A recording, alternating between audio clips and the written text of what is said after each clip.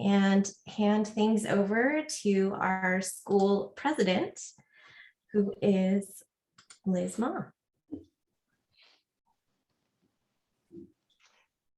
Hi, everybody. It is so nice to be with you tonight. Thank you so much for joining us. I'm here to briefly welcome you all to our new event series, Presidio Presents. At Presidio Graduate School, our mission is to educate the sustainability leaders of tomorrow. And one of the ways we do that is by showcasing the transformative leaders of today, like the individuals joining us to speak tonight. We're excited over the coming year to continue to host innovators and subject matter experts who will speak to sustainability's burning questions and society's most urgent challenges and solutions. So we hope you can continue to join us. Our next event will be in January.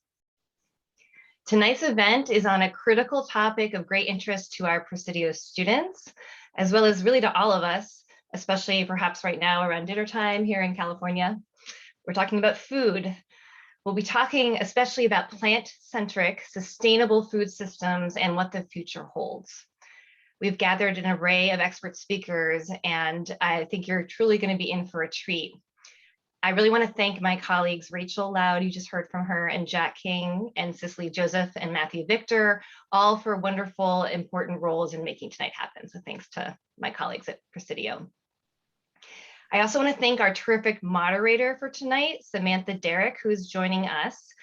Samantha, when a graduate student at UC Berkeley, co-founded Plant Futures, which was Cal's first course focused on innovation and experiential learning in the plant-based food sector. Samantha is now growing her course into a national nonprofit with student chapters, including at Presidio Graduate School. So perhaps she can mention a little bit more about that. Samantha, over to you. Thank you so much for hosting us tonight as our moderator. Thanks so much, Liz. It's really great to be here. And a little bit more context about Plant Futures. As Liz mentioned, Plant Futures launched at UC Berkeley last year. And after a very successful pilot program, I've been focused on starting a nonprofit organization to help expand access for the course. So we're now working on establishing student chapters and building the plant-based communities at universities worldwide, and we have close to 20 student chapters right now, including one that recently started at Presidio Graduate School in collaboration with the Sustainable Food Group on campus. So if you're interested in being involved with the Presidio chapter and getting more involved with the plant-based food community on your campus, or if you're interested in careers in the plant-based food sector, definitely feel free to reach out to me by email. And with that, I'll transition into some of our event logistics. So first, on the Q&A section, if you have questions for the speakers, we will open the floor at the end of the event for a Q&A section. Please submit questions using the Q&A submission tool, not the chat feature. And if you have questions geared towards a specific speaker or panelist, please feel free to include that in your submission as well. And at any point, you can peruse the questions and upvote the ones that you like the most. And now I will introduce our panelists today. We have Seth Goldman with us, co-founder and CEO of Eat the Change, co-founder of PlantBurger, and the chair of the board of Beyond Meat. We have Dr. Raymond Change, Associate Dean, Tuskegee College of Agriculture, Environment, and Nutrition Sciences, and the director of the Carver Integrative Sustainability Center. And we have Katie Cantrell, who I've personally known for close to 10 years now, and she's a director of corporate outreach at the Better Food Foundation. And we have Marc Diaz, who is the Chief Commercial Officer for Terviva. And now I'll have the panelists introduce themselves and give a brief context on their current work. Seth, would you mind starting for us? Sure, and it's great to be here, not just to be back with my old friend Liz Moff, who I've known for years from our days at Net Impact, but also to support this program and to be with so many other illustrious colleagues who are all working in the same, toiling in the same fields. I got involved in food more than 20 years ago when I launched Honest Tea out of my house and grew that from my kitchen to launch internationally with the Coca-Cola company, who now owns Honest Tea. And we were the first organic bottled tea, as well as the first fair trade certified bottled tea. And also, of course, democratizing the lower calorie taste profile, which is now available in everywhere from McDonald's to Wendy's to Chick-fil-A to Subway. Then I took on a role as an advisor and then board member and then executive chair of the board to Beyond Meat. And I continue to be deeply engaged in the growth of Beyond Meat now as chair of the board. And then just last year, I took on additional roles with 2 new startups. The first is called Plant Burger, which is a plant-based vegan restaurant. We now have 10 restaurants operating in the East Coast, and we're launching one in New York City in the coming weeks. And then also Eat the Change, which is a consumer packaged goods brand. We have 2, well, at this point we have 1 line of snacks. We're just launching a new line this month in Whole Foods. And so I'll look forward to talking more about that. But Eat the Change is all plant, we call it chef crafted, planet-based. And so we didn't go with just plant-based because we also serve mushroom and fungi based foods. And so once again, looking to democratize lower environmental impact foods that can also be nutrient dense and available for a wide group of audiences. Awesome. Thank you so much, Seth. And next, Dr. Raymond Change, please introduce yourself. Thank you. Good evening. My name is Raymond Change, and I'm coming to you all from Tuskegee, Alabama, live from the Deep South. I've been here since 2006 and have been working with small, limited resource African-American farmers since I got here. My original work was primarily in environmental quality, and we did a lot of investigations on sustainable practices and their impact on soil health and water quality. After some years, I got a chance to move up. Currently, I serve as the director of the Carver Integrative Sustainability Center, where we do agricultural outreach to small farms throughout the Alabama Black Belt, from things such as sustainable energy to also creating pathways to market for small and limited resource farms, and also serve currently as the co-PI on the 1890s Center of Excellence, which is a Center for Farming Systems, Rural Prosperity, and Environmental Sustainability, which includes all 19 historically Black land-grant institutions to assist small and limited resource farmers. Thank you for having me.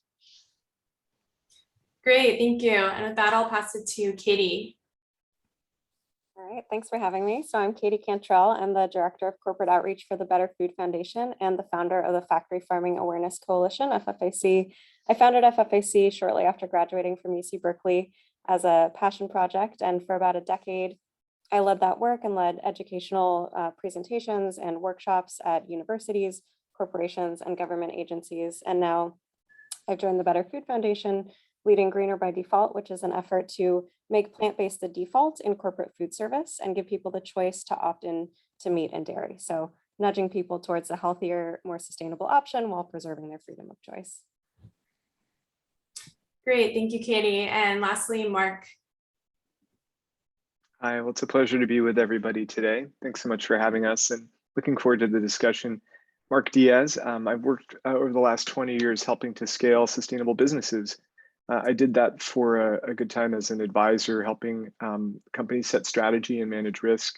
And then for about 10 years was an investor, helping to launch and lead UNICEF's impact investing platform.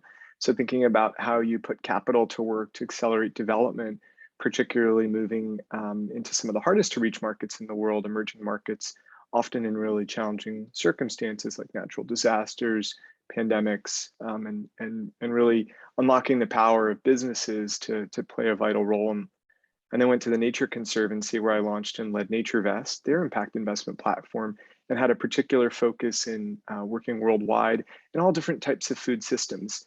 So how did we support scaling sustainable fisheries in the Seychelles, or helping farmers in West Texas think through how to value the sustainable production of their land and access to markets? It often involved not only providing them with different approaches to manage food sheds, but helping connect them to capital. And that's how we came across this little company called Terviva 3 years ago. It was a company that was looking to do something ambitious, to introduce a brand new crop and a new way of producing food to those center of the plate items, those oils, proteins, and carbohydrates that are the backbones of all the foods we eat day in and day out, but are often invisible. They're the things like soybeans and oil palm that really, most of us consume and don't even know it. And so Terviva works with a tree that you see behind me, the Pongamia tree, that grows all around the world. And we're working to bring some brand new food ingredients to market. So I'll share the story of what that experience has been like, as well as working with some of the world's largest food companies like the Danones of the world and the Unilevers, but also some really innovative entrepreneurs, folks who are building the future of food, much like Seth spoke to, and companies that are really looking to create connections between consumers, farmers, and sustainability. So excited to talk more about that as well. Great. Thank you so much, Marc. And with that, we'll transition into conversations with each panelist. And just a reminder, we'll come together at the end for Q&A. So please feel free to submit your questions using the Q&A function. And we will start off with Seth today. Seth, as we see plant-based food becoming more mainstream, what do you think are the implications, both positive and negative, of big multinational food corporations ever increasing investments in plant-based food companies?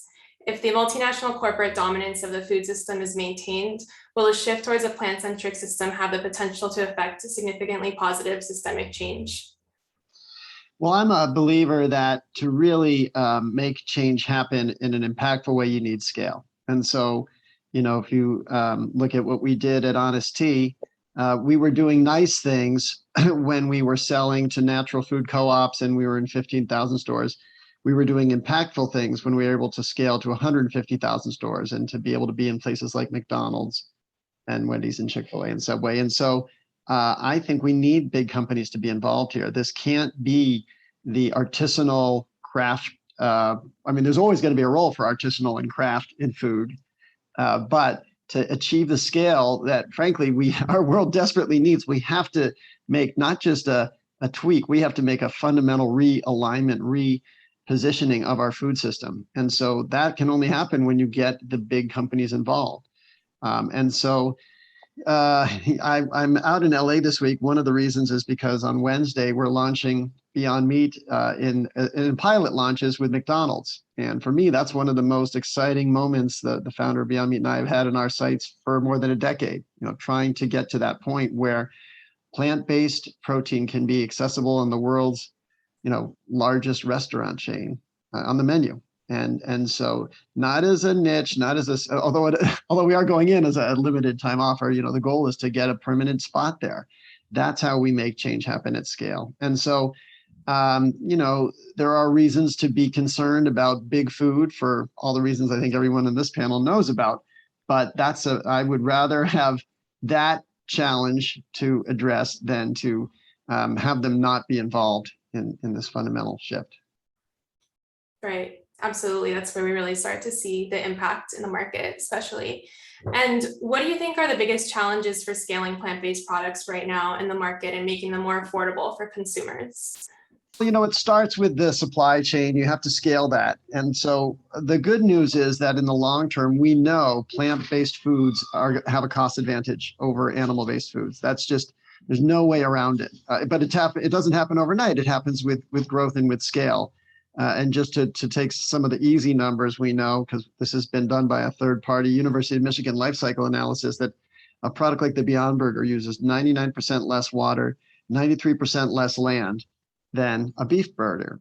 And so then the costs, sort of ripple out from that pretty directly. And so the way to get plant-based proteins and foods to be more affordable is to bring them to scale. So that is, there's nothing about what we're formulating that will be cost prohibitive. Absolutely. And building off that question, can you tell us what your biggest learnings have been from working with Beyond Meat as it continues to scale so massively, and what the company's future plans are for expansion? Sure. And just to go back one part of your question I didn't answer, one of the challenges is going to be is not just making it accessible, but making it attractive. We know that the bulk of the American population, frankly, the global population, is not used to protein being served in plants. Now, of course, in a lot of diets, it's a staple, but I'm saying that where people have come to expect animal-based carcasses in the center of the plate, shifting that there's a mind shift there, and getting people comfortable with it, making them feel attracted to it, and that it's even aspirational, that's a shift that will have to take time. And then, I'm sorry, I missed what was the second question, Samantha? Yeah, no problem. So can you tell us what your biggest learnings have been from working with Beyond Meat with relation to this specific issue of scaling and the company's future plans for expansion as well, which you touched on right now at McDonald's? All this, and I see it, in all the companies I've been involved with, it's all about taste. So we can, and frankly, people talked about plant-based diets 20 years ago, but the taste wasn't there. We could have had this panel 20 years ago, talked about how important it is to shift people to plant-based diets, but when the meat meets the mouth, when it came time to put something in your mouth, and people had the expectation that they compared it to a beef patty, and it disappointed them. That was became a limited time interest, not a sticking habit. And so one of the reasons we're having a different conversation today is because there are now options out there that are more satisfying from a taste perspective. I think also people not all people, of course, but many more people understand how critical it is for our planet and for our health to make this shift toward plant-based. So there are some who are more willing to stick it out, but the more we can make taste as these products taste as delicious as their analogs, the better chances we have of seeing this change not just stick, but spread. Absolutely. And I'm just curious, when did you see this change or really things start to shift? Is it because more food scientists got involved, or what was the turning point? Yeah, it really was about the science. It was getting, and the breakthrough was in 2016 with the Beyond Burger. I mean, Beyond Meat had some products like a chicken strip that was good. And I would say it was better than many vegan products, but it wasn't a breakthrough product. When we got to the Beyond Burger, it was breakthrough, not just to the consumer, but even to the retailer. And we made that first sales call with a Whole Foods buyer to the meat buyer. And he said, first of all, why would I even want to meet with you? I don't buy veggie burgers. I don't eat veggie burgers. And we went into a conference room, we plugged in a little griddle, that's what it's called. And we put a Beyond Meat patty on and it started sizzling, and he caught the aroma and he said, okay, this is different. And so that was the first time he, was willing to put a plant-based product in his meat section. And that from there, obviously other chains followed but it took something of that magnitude and of that shift. Right, exactly. Thanks so much, Seth. And shifting gears a little bit, now thinking more about leadership and the structure of leadership in the plant-based food sector. Can you tell us a little bit more about your work with Eat the Change and what Eat the Change is doing to address issues of diversity, equity, and inclusion, and supporting community-based work, and why this is so important in the plant-based food sector right now?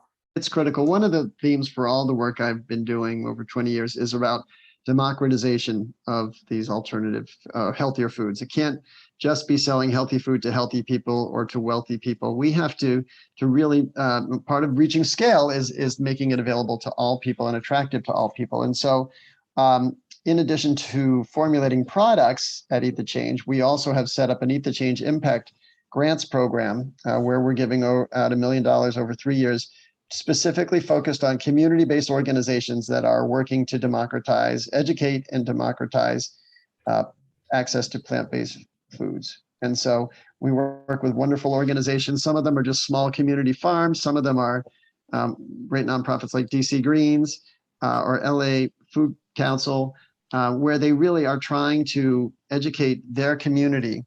And we're investing in those leaders to help make those, help promote awareness and access to environmentally friendly foods, and of course, plant-based foods. Right. It's exciting. Can you tell us about one or two organizations that you're excited about that you're partnering with? Yeah, well, certainly DC Greens is a really inspiring example. They have, they've taken over basically a park that was basically a parking lot, and they are turning it into a community garden where it will be both a place to grow food, but also to educate the community about food.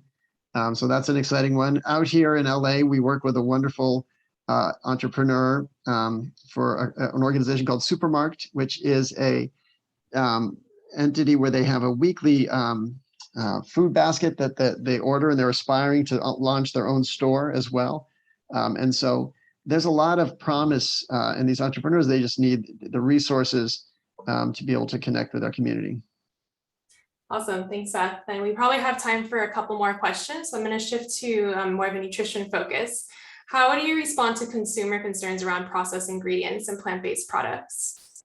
That's a funny one, and I think you could say it's some of the successful work the meat industry has been doing to educate people. But basically, everything goes through a process. Water goes through a process, pasta goes through a process, and in fact, the process we use to make Beyond Meat is the key piece of equipment we use is the same piece of equipment used to make pasta. So if you have a concern about Beyond Meat, you should also have a concern about pasta. And so I think that's fair to raise a concern if you're talking about GMO ingredients or synthesizing, ingredients that don't normally exist in nature. But when you're taking naturally existing ingredients and you're basically blending them in a manner that doesn't materially change the nutritional structure of those ingredients, then I just don't see that being a concern. So that said, it is a legitimate thing we have to address, and we will continue to tell that story. But I also think when we can make our products taste delicious, it will help overcome a lot of the potential hesitancy people might have. Right. And I think consumers often forget too that industrial meat and animal products are very processed too. I mean, yeah, and if you wanted to get under the hood on that process, there would be a lot that would scare you away. And of course, we have said multiple times we let people bring cameras into our production facility, but you're not allowed to have a camera in a meat packing plant. Exactly. Yeah. Thank you, Seth. And the last question I have for you, what advice would you give to students and young professionals who want to work in the plant-based food and agriculture sectors? What skills are needed and where do you see the talent gaps? Well, first of all, I want to encourage everybody to pursue careers here. We and the world need more talent and more passion in this field. The first thing to do is learn as much as you can about it. So that means make yourself a consumer of these foods. Go to stores and try all the different options you can, really, to understand the lay of the land. It's also a great idea, to find a way to try selling some of these products. See how you do pitching them to different people, because when you pitch it to a person, you'll learn what are the hesitancies and what are the messages that resonate. My son, when he went to Emory, he worked for many different companies just doing sampling, and it was a great education in how to present a product to people. So that's a useful skill, because no matter what you end up doing long term, you're always going to need to be able to sell, because you're selling ideas, and that in this business, plant-based foods, we are selling an idea more broadly. So there's no downside to developing those skills early on. The last thing I'll say is just I encourage everyone to enter a business plan competition. So you get the chance to concoct your own dice, formulate your own ideas, and also pitch them to a group of people. Absolutely. Awesome. Thanks, Seth. That's helpful for someone like me too, who really wants to work in the plant-based sector. So appreciate your insight. And with that, we will transition to Dr. Raymond Change, and we will circle back with Seth and the rest of the group at the end for questions. All right. My first question, what do you think are the biggest and most destructive issues we are currently facing in our food system, and why is a shift towards agroecology so urgent? Okay, well, some of the biggest issues and threats from my perspective would be, first one would be the loss of the small family farmer. There's been years of unaddressed issues in equity, as well as land ownership and access to resources that have actually made the small family farmer almost endangered in the West. So that would be one. The next, we all are aware of the challenges that we're now facing with the climate. One of the most important principles in agroecology is the alignment of the farm with the local ecosystem. So now that we're encountering age of increased drought, flooding, changes in ambient temperature, early and late starts to seasons, there's a real need for us to take a look at our practices and how we can better align with the shifts that's happening in nature. And the last one I would say is food sovereignty. Consumers need more control. They need access to nutritious, affordable, and culturally appropriate foods. One of our faculty in the Carver Integrative Sustainability Center, Dr. Lindsay Lunsford, has spent some time doing research on African-American foodways, and really does a lot of good outreach, kind of reinstantiating the African-American heritage foods in our communities. So, we talk about plant-based diets too. And as Seth has said, getting those dead carcasses out of the center of the plate, as a lot of our cultural foods were plant-based, right? So in the Southeast, it's a lot of green leafy vegetables, a lot of legumes and beans, as the audience was talking about, and a lot of root vegetables. So that's where a lot of the work I think is needed too on the consumer side. And then kind of the shift in agroecology, it's always aligned with natural patterns and processes. And not to mention the justice aspect for people that have been notoriously left out of the globalized industrial food system. So women, indigenous people, and Africans, definitely Africans in the West too. So that's the shift that needs to happen and happen soon. Great, thank you. And expanding more on this topic around justice and food access, how does agroecology specifically address issues of social equity, specifically for farmers and food systems workers? So agroecology it's got a very amazing story history. Really, a lot of people say agroecology really is as old as the human race, right? A lot of the principles are ancestral.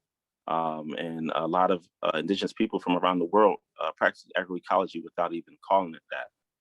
But when we then talk about the social and political movements that champion agroecology, it was a peasants movement. So they lifted up the people, in the words of Dr. Carver, that were farthest down. And I think kind of with that type of ethos, we could definitely address a lot of the social equity issues in farming and food systems. Absolutely. And how establishing or shifting towards agroecology on a very significant and larger scale, at least on the surface, it appears very challenging given the pervasive nature of corporate-centric market forces and government policies that have been manipulated to support and outright subsidize corporations. Are we able to adequately feed the current and future planet based on agroecological principles? I think it's a balance. I think it's a balance of things. Agroecology alone, I'm not sure. Agroecology may be the transition. Agroecology may be a big piece, but alone, I'm not sure.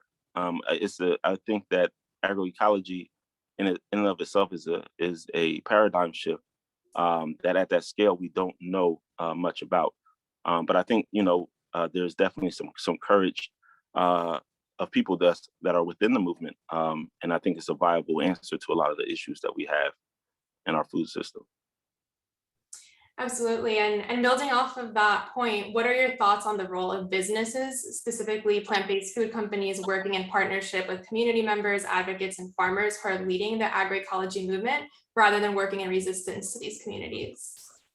Yeah, as Seth said, I think that businesses play a large role. I think, before I actually had a lot of my experience with small farms, I actually thought that the business sector was the big bad wolf.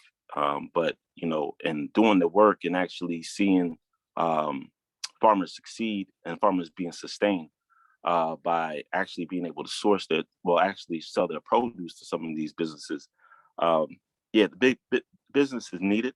And the more that we can get business to kind of be in conversation with small farmers and local markets, I think that we can find some of those equitable solutions that we need in our food system.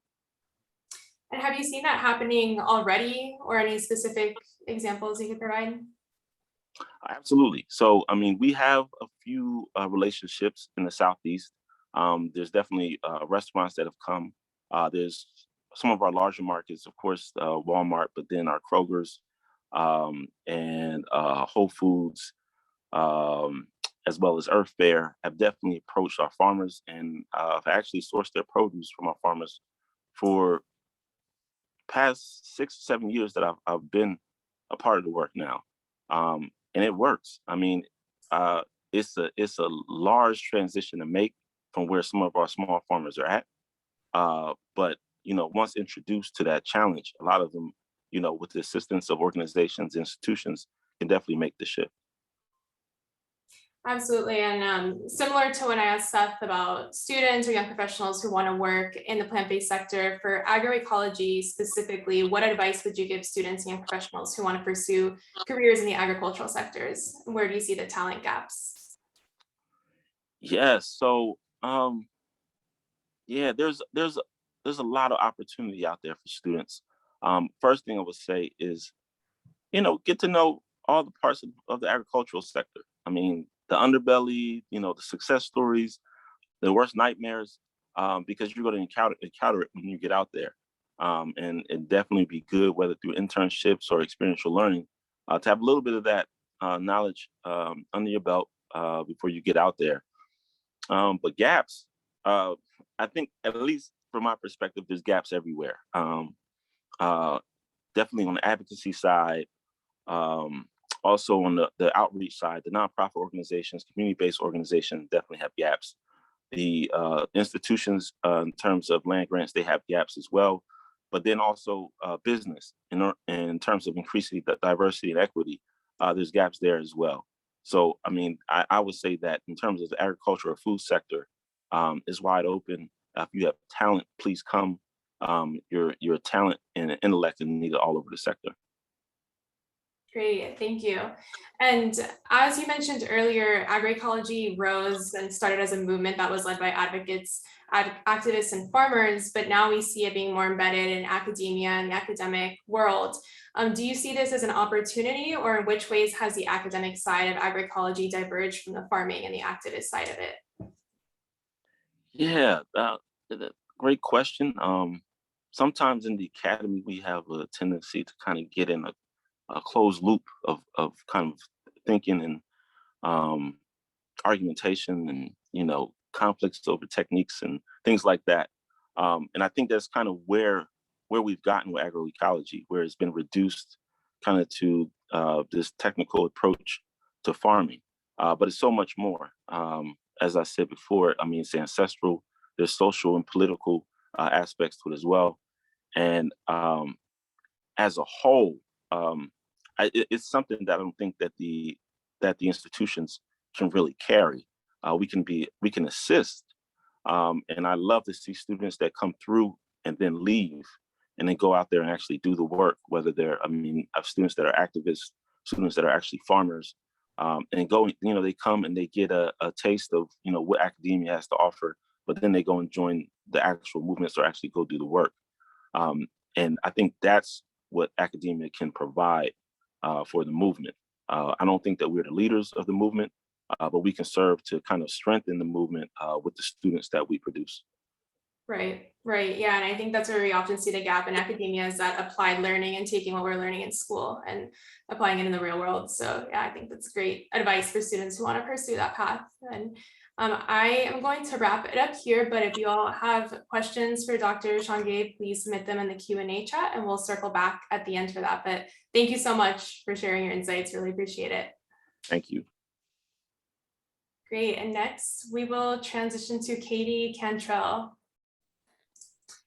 Katie, what benefits do business and consumers get from offering more plant-based options as the default food option? And what have been the most important learnings from institutions who have adopted greener by default and shifted in this direction? Yeah, there are so many benefits. We had trouble whittling them all down for our one pager, but for businesses that are implementing a plant-based default for employees, there's benefits to employee health, which also decreases healthcare costs and days that employees are out sick. There's benefits to attracting talent because young people especially are really looking for companies that have strong sustainability and inclusivity initiatives that are really incorporated throughout the workplace. That's a big draw for attracting and retaining talent. And then of course, businesses can also cut their carbon and water footprint by serving more plant-based foods. And it's nice because it's cost neutral or cost savings, unlike other sustainability initiatives that have big upfront investment costs for infrastructure. Some of the main learnings I've had, I think, the biggest one is just how large of an impact these small changes can have. We're really shaped so strongly by our food environment. It really shapes our decisions in ways that we're not aware of, and oftentimes the people deciding on the food environments aren't aware of. So, for instance, I worked with a Fortune 100 tech company that after reading our materials, they changed the name of one of their sandwiches. They had a vegetarian hummus sandwich that they renamed as a roasted red pepper, avocado, and hummus sandwich, and sales immediately went up. We're working with another Fortune 500 company that, they have a main buffet that they use to provide lunch for their employees every day. That's all meat. And then they have a small buffet off to the side that has vegan options that are really delicious, but no one tries them except for the vegans. So we're working to incorporate that into the main buffet. So there's all of these just small, easy changes that can be made that really shift the, perception of plant-based foods and who their main target is. Right. And I'm curious, now that we're transitioning to more hybrid modes of working and working from home, has your organization done anything to adapt to that shift or encourage employees to eat plant-based from their house? Yeah, it's been a really interesting time. The program was actually started just before the pandemic, and the initial target was conferences. Conferences and events are the ideal place to implement plant-based defaults, but just a few months after it started, of course, the pandemic hit and there aren't any more in-person events. So I actually started doing the corporate outreach work about 8 months ago, so during the pandemic. So we've been focusing mostly on the plan for return to office. And I was, when I started doing it, I had no idea, A, how long the pandemic will last, and B, if companies would even be interested in talking about this. But I was really pleasantly surprised to find that companies realize, and dining directors, sustainability directors realize that this is really an opportunity to shift to a new normal. It's easier to start off on the right foot than to change how things are being done. So we've mostly been making a plan for the eventual return to office, which fingers crossed will be sooner rather than later. Right. Great, thank you. And going back to one of the points you brought up earlier about who plant-based food is for, oftentimes plant-based eating is seen as an exclusive and inaccessible way of eating just for vegans. Can you tell us how your work and organization addresses issues of inclusivity and accessibility to plant-based foods, and why is it important that we get outside of the paradigm of vegan food being just for vegans and making plant-based food accessible for all? Yeah, absolutely. So, I don't want to minimize the accessibility challenges around plant-based foods. For a lot of people, it's hard to even find fresh produce and it's more expensive. It takes more time and effort and knowledge to prepare it. So, those are very real challenges and they're really important. But what we focus on is another component of food accessibility that's less often talked about, and inclusivity, which is again around defaults. And right now, meat and dairy are the default basically everywhere. And it's just taken for granted, but that default includes some people and excludes other people, even if we're not thinking about it. So, having a dairy default excludes the 30 to 50 million Americans who are lactose intolerant, the majority of whom are people of color. Having meat as the default excludes the many different types of people who are vegetarian for religious reasons, Buddhists, Hindus, Sikhs, Seventh-day Adventists, Rastafarians, people who eat certain animal products like Jews and Muslims. It excludes young people who are trying to eat more plant-based foods, people of color. Black Americans are actually twice as likely to be vegan as white Americans, and a third of people of color are trying to reduce their meat consumption compared to a quarter of Americans overall. So we really encourage plant-based foods as, in a positive way. They're the lowest common denominator because they meet everyone's needs by default. And then if you include meat and dairy, as add-ons or at the end of the line for those who want them, then it's really inclusive of everyone. And so companies are really interested in this as a facet of DEI that they've never thought about. Absolutely. Great, thank you. And what advice would you give to students and young professionals who want to work to support these institutional shifts that you're describing towards plant-based eating through their work and through their careers? Where is the most work needed right now, and where can they have the most impact?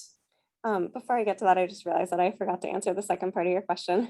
So I'll address that first, and then I definitely want to talk about students, but about the importance of shifting this paradigm, because it's so critical, and it's something that's really hard even for vegans to wrap their mind around. Companies, vegan activists, I think a lot of us have been in this mindset that vegan options are for vegans, and we should increase vegan options to make it easier for people to be vegan. But, if we look at the numbers, we need factory farming to end yesterday. We need to shift to a plant-based diet, primarily plant-based food system as soon as possible if we're going to have any shot at curbing climate change, retaining biodiversity, water shortages, et cetera, et cetera. And realistically, the best shot we have at doing that is to get a large number of omnivores to become, reducitarians or flexitarians. So eating more and more plant-based foods and less meat. That is kind of our best chance of making change really quickly. And it's also more palatable to people to work towards than, trying to get the world to go vegan. So from that perspective, if you look at it through the lens of omnivores and what motivates their food choices, defaults are critical. Defaults, as humans, we tend to stick with defaults, partly because they're easier, it's one less decision to make, and partly because they're perceived as the norm. We're humans, we like to fit in, we're social creatures, we don't want to go against the grain. And so sticking with the default is the easiest and most sure way to do that. So, I talk to so many omnivores who say, oh, I was at this conference or I was at a wedding, I was sitting there eating this dried chicken. I look over at my coworker and they have this beautiful, colorful plate of vegetables. And I think, oh, I wish I could get a vegetarian option, but I never thought to do that because I'm not a vegetarian. So, omnivores see the label vegetarian, vegan, they think, oh, that's just for vegetarians and vegans. It's not for me. And similarly, I talk to a lot of vegans who have to fight off their omnivorous coworkers from eating their food at events because, the company only orders as many vegan meals as there are vegans. And so if omnivores try it, then the vegans are going hungry. But of course, we should be encouraging everyone to try and enjoy the more healthy, sustainable options as often as possible. And so we're looking at the way to make plant-based the default for everyone and still give people their freedom of choice, but really encourage everyone to make more plant-based choices. Absolutely. Yeah, I've been in that situation so many times where they just order a certain amount of plant-based options and then I end up not having anything to eat because everyone is more excited about the plant-based option than the meat option. So that's great that you're working on establishing those shifts. And can you talk a little bit more about students who want to work in this field, young professionals that want to encourage these shifts at their companies or their organizations? What advice would you give to them? Yeah, absolutely. I'm really excited and honored to be speaking today at this event hosted by Presidio Graduate School, because so many of the sustainability directors that I'm working with at tech companies actually went to Presidio. So it's great to be able to speak to all the students at once before I have to contact them one-on-one as sustainability directors to talk to them about this. But, one of the pieces of advice that I think is really important that doesn't get talked about as much is that there's often this conception that if you're, vegan or into plant-based foods, your options are either to work for a vegan food company or to work for a nonprofit. And really, there's so much power in working from within in institutions that are not inherently vegan. So, I'm really inspired by the work that a lot of my friends are doing, a lot of people in this movement.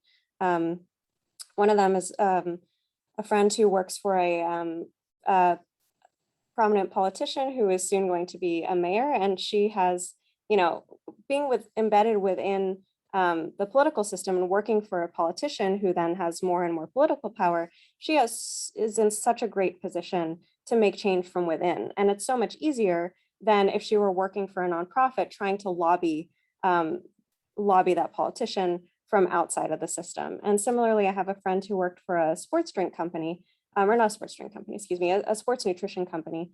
And she was able to get them to make all of their product lines vegan. Several of them had whey or other animal byproducts, and they had just never thought about it before. They hadn't realized that there was this whole consumer segment that would be open to them if they made all their products vegan. And no one in the company had been vegan, and so it was just a discussion that they had never had before. So there's so much opportunity, and a key part of my work is connecting with people within companies who are interested in helping to be ambassadors and bring more plant-based food policies, make that the default within their corporation. So often sustainability directors, but sometimes just employees of any level who are passionate about this. Maybe they're part of their green team, and so they can bring me in, get that discussion started, and get the ball rolling. So, I would really just encourage students to pursue your passion and your talents and, go wherever opportunities take you, and then make change from within the inside. Don't think that you have to be limited to nonprofits or vegan food companies.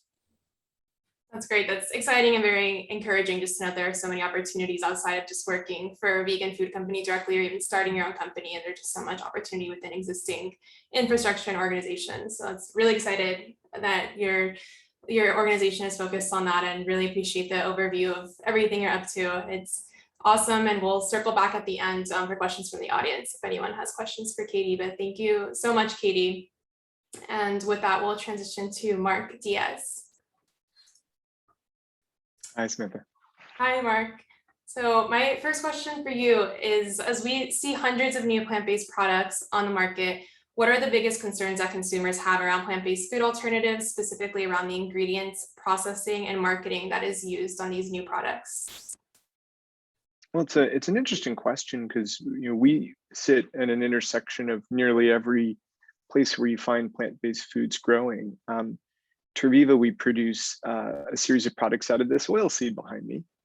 This is a Pangamia tree, and that oil seed inside contains the three major macronutrients. It has an oil, which is a culinary oil. It has a flour, which is principally a carbohydrate, and has a high protein ingredient that we can make into things like those great Beyond Burgers that get produced out of isolated and concentrated protein.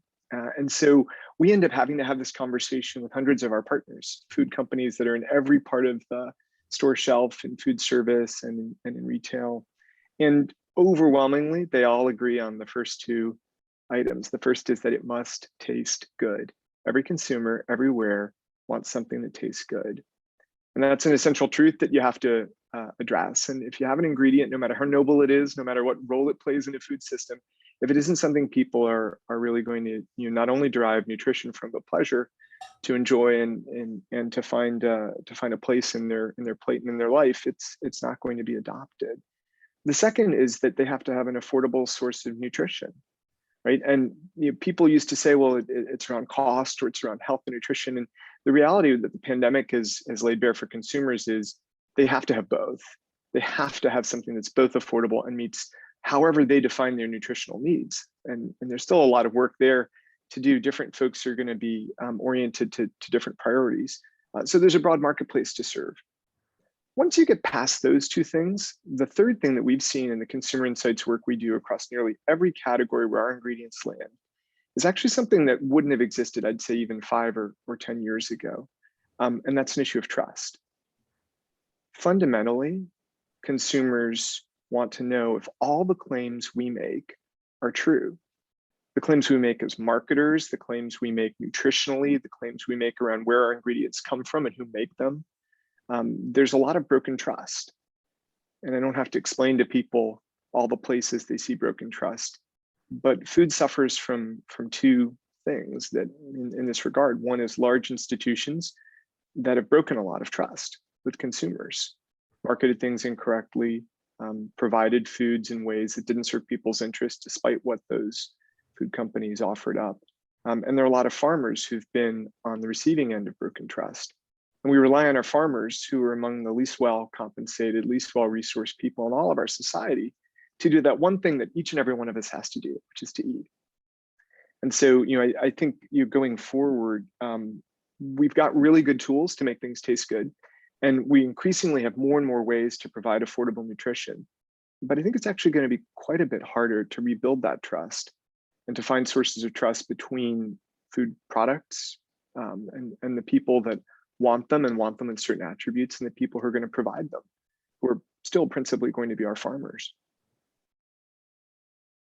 Absolutely, yeah. And building on this issue of trust, I'm curious what advice you would give aspiring entrepreneurs who are making plant-based products, which are becoming more mainstream. And like you said, we're seeing the word plant-based being used widely by a lot of corporations and big companies. I personally saw mosquito spray the other day that said plant-based on it. So it's hard not to lose trust in a lot of these products. So what advice would you give aspiring entrepreneurs or young professionals to address these challenges?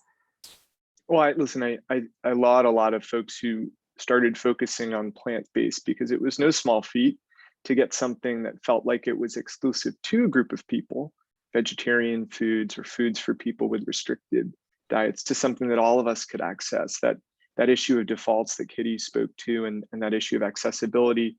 Language matters, right? Placement matters. I love the fact that you can actually find plant-based options in a meat section, right? There's really valuable work to do in those structures. But today's entrepreneurs, you're going to have a new set of challenges. The door's been cracked open for you, so now walk through it and make your foods planet-based. Increasingly, I think that notion of being much more expansive and being expected to describe your holistic impact is going to be what consumers are going to walk through their lives, expecting not only out of food, but particularly out of food, because food is one of those few products where you can reasonably expect to understand everything about the food and everything about how that food got to you. Why? I mean, it has an issue to do with sort of personal care and nutrition, and the fact that there are many choices. So if you can't get comfortable with a food, increasingly people are going to simply look to alternatives. At Terviva, we think about planet-based in two ways, right? We think about it with regard to the people who make it, our farmers, the people who work both cultivating these trees in places like Florida, where they're restoring agricultural land, but also smallholder farmers in India who collect these from wild harvest trees. And with regard to farmers, we're trying to do one simple thing, and that's to improve their livelihoods. We think farmers with sustainable livelihoods produce better food for all of us and have a more sustainable way to ensure that we have the foods we want. On the ecology side, the planet side, we focus on four things. And they happen to be four things that trees do really well, particularly our tree. The first is carbon, the second is soil health, the third is water quality, and the fourth is biodiversity. Those are the things that we're going to bring to the table as an ingredient that we want to support all of the product partners who are going to use us to make their great crackers, to make their creamers, to make their plant-based burgers, to draw on those aspects of the story we tell. We don't do everything and we don't do it all over the world, but as one ingredient company representative of a broad movement, we're going to bring that sort of full planet perspective. And we hope that lots of other entrepreneurs take that energy on and figure out what's the niche where you play. One of our dear friends here in the Bay Area leads a firm that works specifically with female farmers in a particular place in West Africa. And she works with a very interesting plant-based ingredient that's got a set of applications that are targeted where that plant performs well, right? Where it tastes good and where it can be affordably priced. She's never going to be center of the plate in burgers. She isn't going to be in beverages that we drink three times a day, but she has built a company that can serve a broad set of needs. And you understand when you purchase that product, just exactly where it's going to play and what role it has across that full planetary impact. Yeah, I'm wondering if you could please talk more on the side of ecology and agriculture. I'm curious what you're most excited about for the future of sustainable agricultural practices. Specifically, where do you see the most opportunity for innovation? Where do you see the possibilities of integrating big data, new technologies, and AI into sustainable agricultural practices? I think the intersection of traditional practices and technology is going to be the most exciting work. I'll give you another example. We work with Pongamia, this specific tree species, and we've sequenced the Pongamia genome, right, which is something that wouldn't have been possible 20 years ago. What does that enable us to do? It enables us to make trees and deliver them to farmers that we select. We don't genetically modify. We functionally can just look at a pattern of strong trees, and we can identify these trees, and we can reproduce from physically cutting pieces of those trees and distributing those progeny out. Well, we also work with traditional indigenous knowledge. India has millions and millions of tons of Pongamia beans that come from billions of trees scattered all around the country. And we now have a simple way that people who find a prolific tree can use their cell phone, can let us know where it's at, and can help us identify the feedstock for what will be a strong and vigorous set of trees suited to that condition, that particular landscape, those particular climatic and ecological conditions. So there's an example of where you take indigenous knowledge, where you take people close to nature, people who living with a set of particular practices, collecting and living among trees, and you marry it with some of the latest technology we have. I'd encourage people too to think beyond the part of the food system that is in the last mile that most of us touch. There are amazing places to put technology to work, not only serving food in the agricultural system, which precedes that, but even in terms of applying technology to those systems that get us our food. We can't forget that food comes in packaging, as several of our chat comment questioners have observed. Food also comes in the form of education and access. So where you can make investments to supply chains, to infrastructure, we lose a tremendous amount of viable crops simply because they're not in places near major ports, along rivers, produced in large ecological areas that are already well connected to our ag system. And that leads us to over-rely on the monocropping of a small number of foods, even in the plant-based space, to meet a large number of our needs. So I'm for looking more broadly across the system and for finding those places where you can integrate in interesting ways technology and traditional cultural practices. Right, absolutely. It's exciting to know about the different opportunities where agriculture can partner productively with technology rather than in a destructive way, because oftentimes we see tensions between the two, but it's really awesome. Thank you for reviewing all of those awesome opportunities and what your organization is doing. Really appreciate it. And with that, we will transition into Q&A for all of the panelists.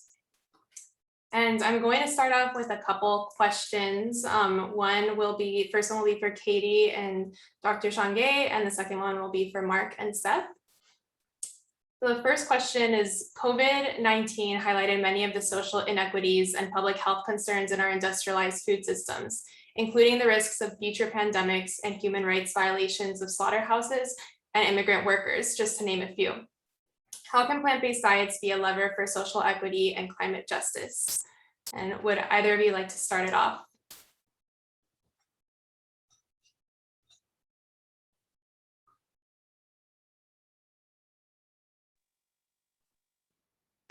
You want to go, Katie? Right. I guess I'll go. Okay. Plant-based diet is a lever for social equity and climate justice. Yeah, I think that with this, and specifically, kind of being intentional about where our produce is being sourced from for these plant-based diets, could definitely provide a cover for social equity. When we talk about small limited resource farms and kind of the injustices that have been basically served to them for the past century, they've actually been left out a lot of the conversations and a lot of the opportunities to bring their produce to market. So a lot of the practices and a lot of the markets they attend for their produce is actually unsustainable. But if they can actually be allowed to sit at the table and participate in some of these markets that we've actually even talked about today, sourcing the produce that's needed for these plant-based products, I think that could go a long way in serving social equity.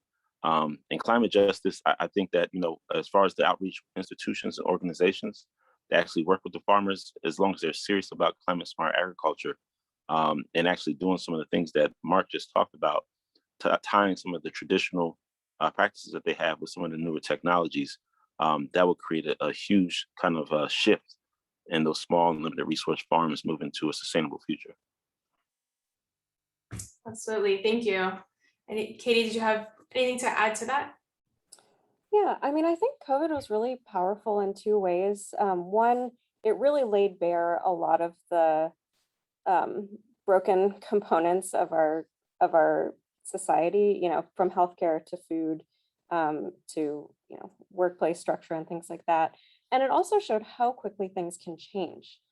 These systems that seemed inevitable just overnight are gone or on pause, or will never look the same again. And so I think that there is a lot of power there, and especially within the food system. I mean, slaughterhouses were one of the early hotspots for COVID, and so people who had never really thought about the externalized costs of their food choices are suddenly having to think about slaughterhouses and the workers who are exposed to these conditions, and especially with them being ordered to stay open because it was deemed this critical product. People are having to realize other people are dying for this hot dog or hamburger. And so I think that's part of the reason that we saw demand for plant-based foods just skyrocket during the pandemic. And part of the challenge, I think, is to build on that and encourage people to keep moving in that direction. And as I said before, not to just go back to the old way of doing things, but to create a new normal that's more sustainable, both for the planet, but also for people and workers and farmers, as Dr. Shange was saying.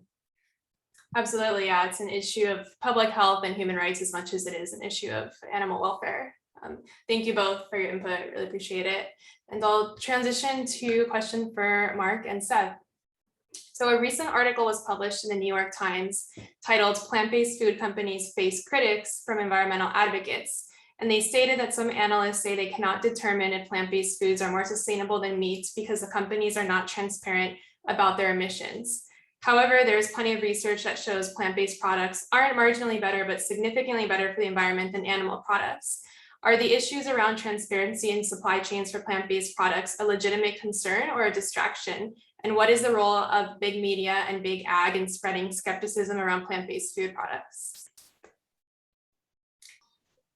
I'll take a first crack at that. I mean, it's a real important question, so it's not a distraction, but the answer is, as you note, just not a margin. It's not like, oh, plant-based meat is 10% more water efficient, or 5% lighter carbon footprint. It's multiples better, and so there's just a task that needs to be done. I know certainly Beyond Meat is in the process of doing that, of compiling the data.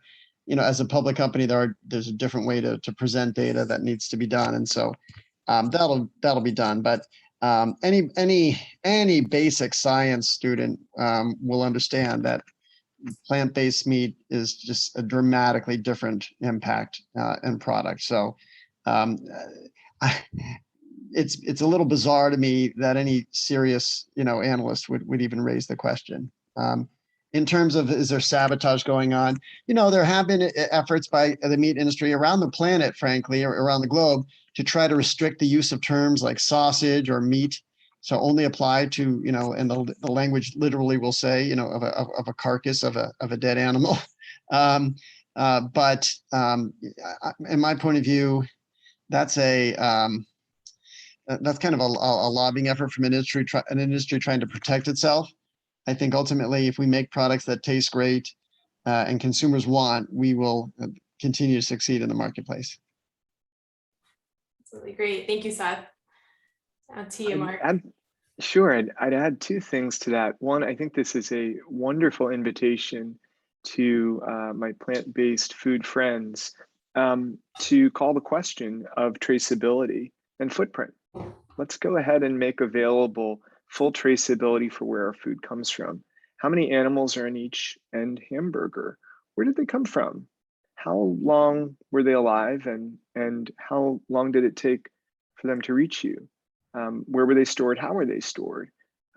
We make that information available for every one of the little beans you see behind me on a tree, from the first person that touches it, through all the places it goes. And you'll be able to read on the back of products where our product partners choose to feature it, something about that place from where it came and when it got to you. And you can go to products today that give you insight. One of my favorite examples is, I'm a potato chip guy, and I use the Tater Tracker on kettle chips just to check in on what the farmers are doing who made those potatoes that made my delicious chips. Vital Farms has done an excellent job of creating a connection point between people and the farmers and the hens that lay their eggs. So there are opportunities to make available, even for responsible animal agriculture companies, ways to differentiate their products. I think this is a great opportunity to shed more light on just exactly where does our food come from? How did it arrive to you, and what are you eating? And when it comes to footprint, I'm all for measurement. Let's go out and measure everything, and let's come up with systems. And this is where I'd pick up on another of Katie's points, which is we need our friends in public policy. We need our friends in other areas outside of the industry to help us get to standards around everything from carbon footprinting. So, 10, 20 years from now, hopefully young people will be coming up and saying like, oh, I have a 2,000 calorie a day diet, can figure out the number of calories on the back of a label. And I'm trying to do this with my carbon footprint, right? Trying to not exceed a certain amount, trying to do this with the amount of water that I'm taking up on the planet.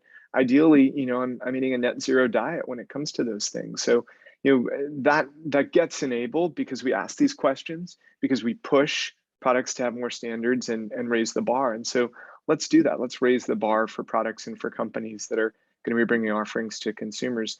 I think those of us who work with well-sourced ingredients have a lot to benefit.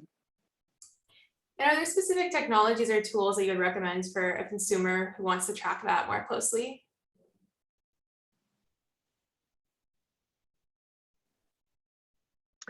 Well, I'll come in with an observation. The first is, a lot of it is the brands you choose to partner with.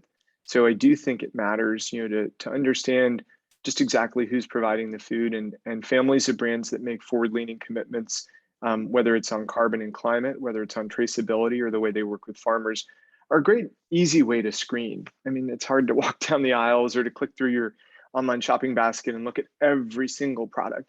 But one of the reasons we partner with Danone as a company is they're a B Corp, which is one way that they're signaling at a corporate level what they're intending to do. They have a series of promises and practices that are embedded in their One Planet, One Health global sort of mission, and they express those through a set of practices and things they do and they don't do. They have a series of plant-based products and manage a whole set of brands that would be familiar to people like Silk and So Delicious. And they also continue to be active in animal agriculture and do that in a way that's responsible and sustainable for those practices. And so, that's an example of one of the ways that we as consumers can start to look at the company level practices that sit behind. Over time, though, you're going to have the ability to look very closely at sort of labels. And again, we use a series of certifications that matter to some folks. Non-GMO Project is a great example. That's a cross-cut, and it gets at not only what's the approach to bringing genetically modified ingredients forward, but also a set of cultural practices that relate to how things are farmed. Consumers are going to want to find things that matter to them. So I always encourage people, find your entry point. There is no right entry point. It isn't organic. It isn't fair trade. It'll be all of those things for different folks, but find something that's your entry point, whether it's a brand or a label claim or a certification. Learn about that, and that'll lead you on a journey that drives you to the types of food choices that matter to you, given who you are and where you're situated and what you're trying to achieve. Great. Thank you so much, Seth and Marc, for your responses. With that, I'll go ahead and transition to questions from the audience. Just give me a minute to pull them up. This is an interesting one. Question for Seth, and I get this question oftentimes myself. The meat industry uses a large amount of plastic to package their products. With your work being so planet focused, how do you reduce the requirement for plastic? Yeah, well, we always are going to try to lightweight as much as we can, as much for environmental reasons as for cost reasons. We've managed to avoid using styrofoam or styrene, which it was a good step. But we also have to make sure we are presenting a product that is safe and legally compliant with all the regulations for the consumer. So we're not going to be able to be a zero packaging company. But we have, we're proud of the fact, like on our sausage, we did move to a compostable tray for that product.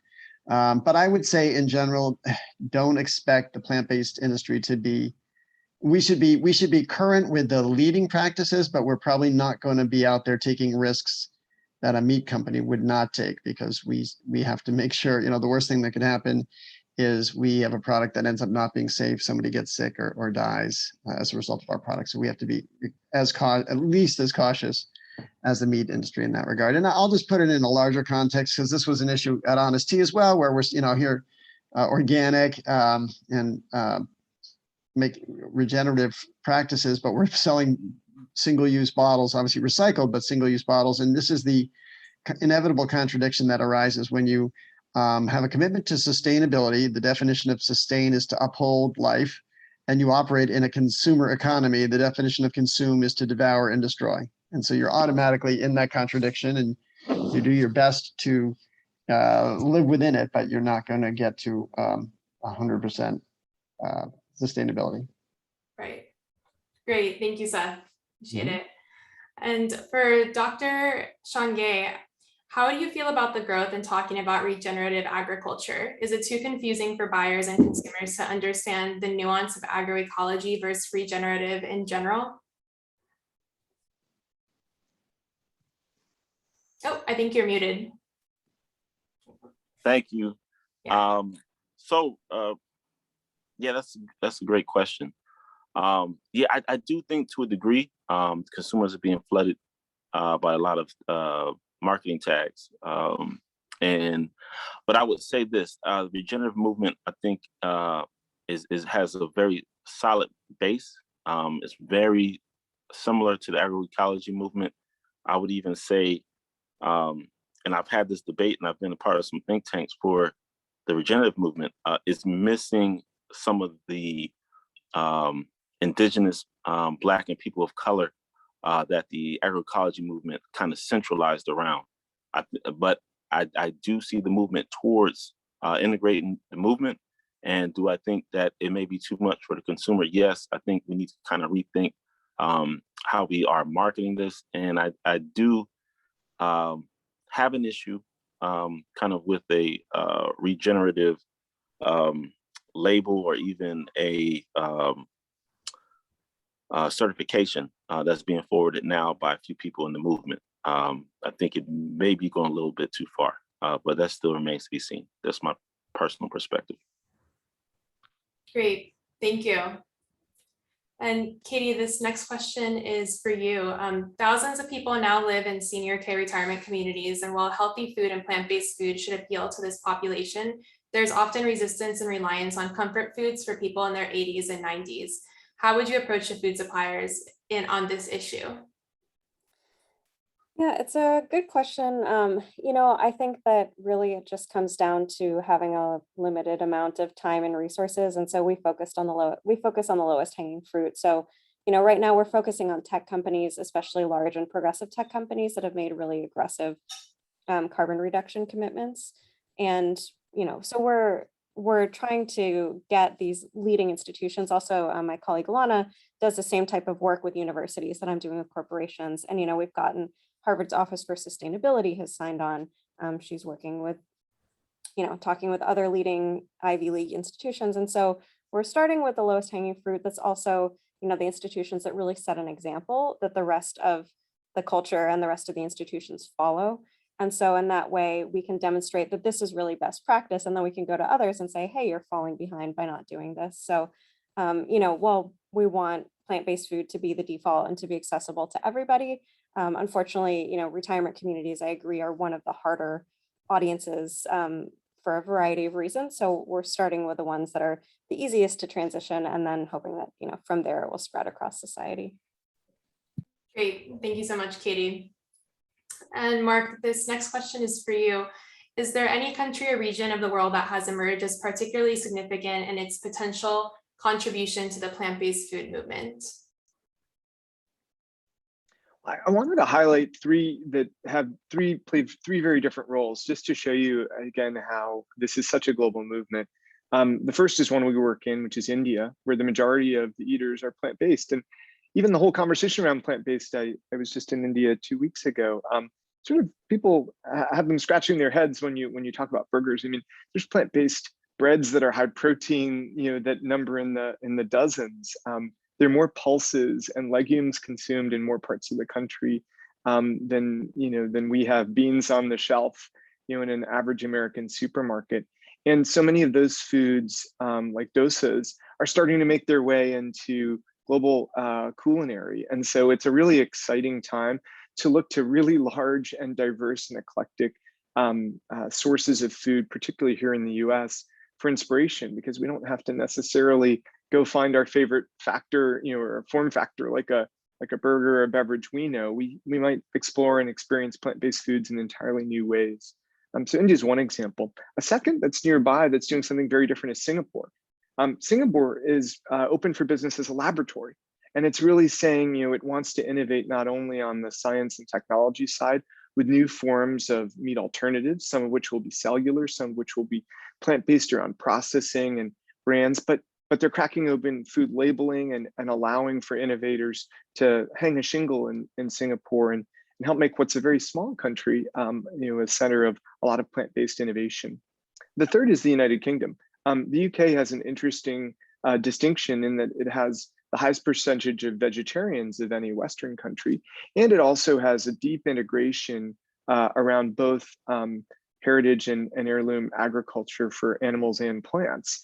Some of that grew out of some practices and some experience in the 1980s and 1990s, particularly with mad cow disease. But it's also rooted in a very unique climate and a series of cultural traditions in which they've begun to take things that are rooted in a Western culture, integrate them with a global culture as Britain is, and you're going to see again an increasing intersection of, I think, consumer trends that reflect that from here but global citizen point of view.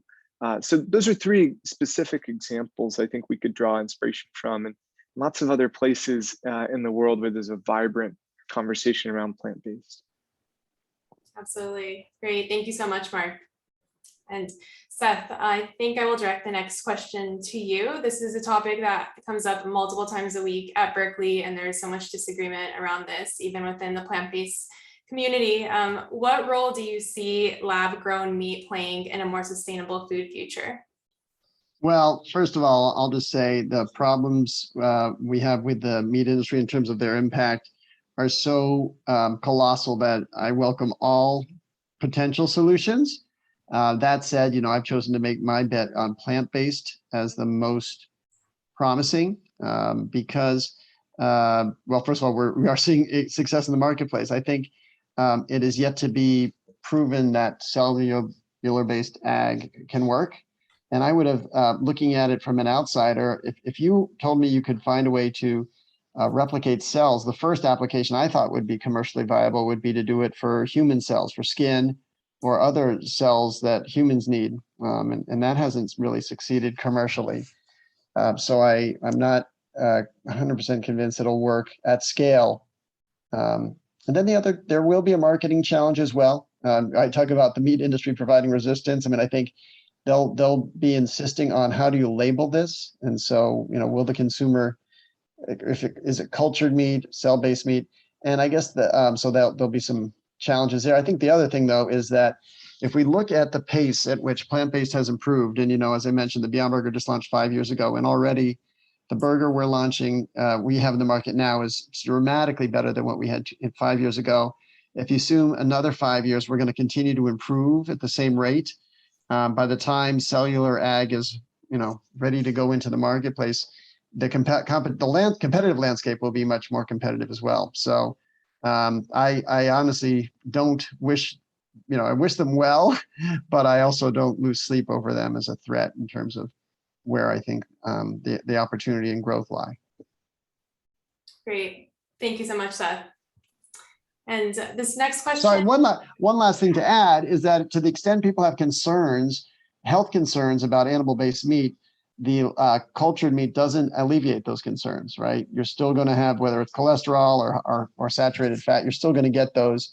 And whereas, plant-based has the ability to basically craft it without those deficiencies, replicated animal cells will not.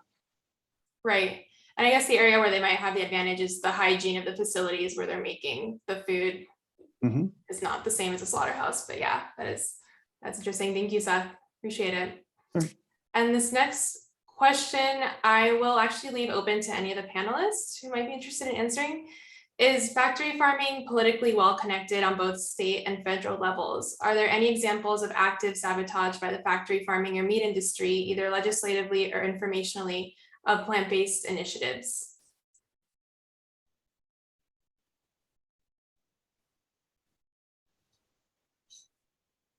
Well, I talked earlier about, efforts to restrain our ability to call something a sausage. But my point of view is if you could have a salmon sausage, why couldn't you have a plant-based sausage?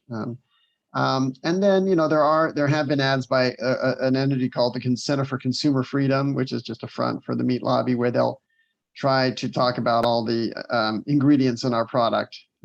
And so that's just, again, a large entrenched interest trying to protect itself.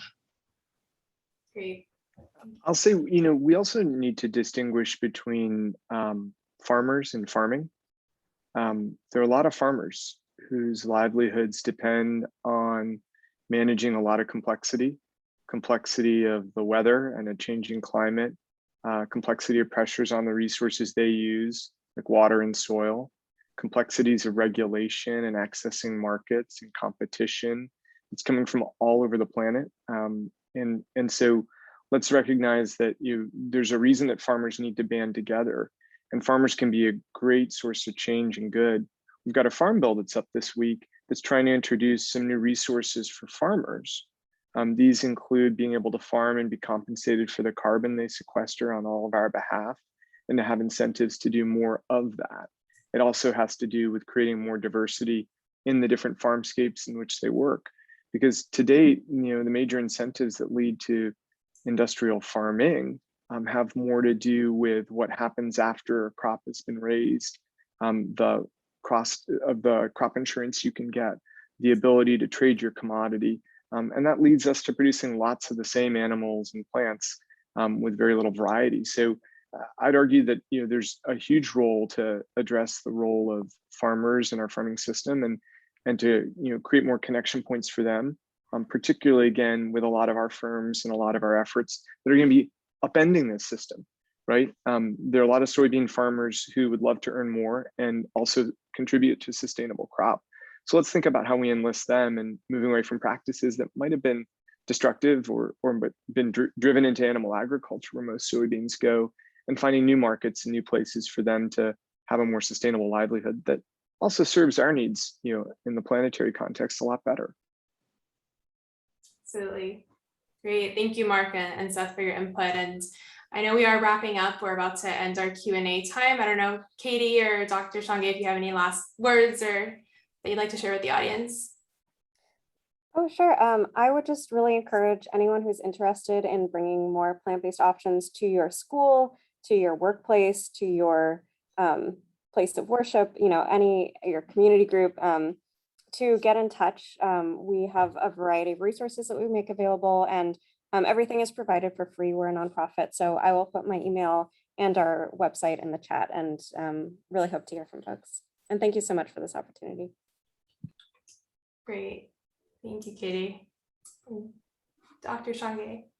I would just like to thank you all for the opportunity to come and speak, and to the audience, just continue to support small and limited resource farms, and hopefully we can support the comeback of the small farm in America. Great, thank you. Seth or Marc, did you have any final words? I'll just build on what Katie said. It's a really important point. The first, people, you were asking what things should students learn or what they should do. The first thing they should do is try to influence their immediate circle of friends or family about plant-based foods, because that's where it all starts. And our name, Eat the Change, is a very intentional one. It's about accountability and empowerment. And if you care about the planet and our impact on it, the single biggest impact anybody can have on a daily basis is changing what they eat. And obviously then by extension, the ability to change other folks' practices as well. And so it's a great place to start. Absolutely. Thank you. Wonderful. I'll just close by saying thank you for hosting us today, and also to thank the Presidio community. It's really exciting to see this kind of energy, bringing people who work across very disparate parts of our food and agriculture system. Folks like the four of us aren't always on the same conversation. We're often in very different conversations. And so keep doing it, Presidio, right? Bring people across these sectors who are looking at different aspects of really important issues like plant-based together. Great, yeah. Thank you all so much just for bringing your unique perspectives from different parts of the plant-based food sector, and just for covering the wide breadth of topics that we discussed today. Really appreciate all of your time and insight today. Wonderful. And thank you again to our audience for coming. We really appreciate it. Our next Presidio Presents event will be in January. So please sign up for our Presidio newsletter or follow us on social media to find out what our next talk will be. And I hope you all have a wonderful evening and enjoy some plant-based food in the near future. All right. Thanks, everyone. Bye. Bye.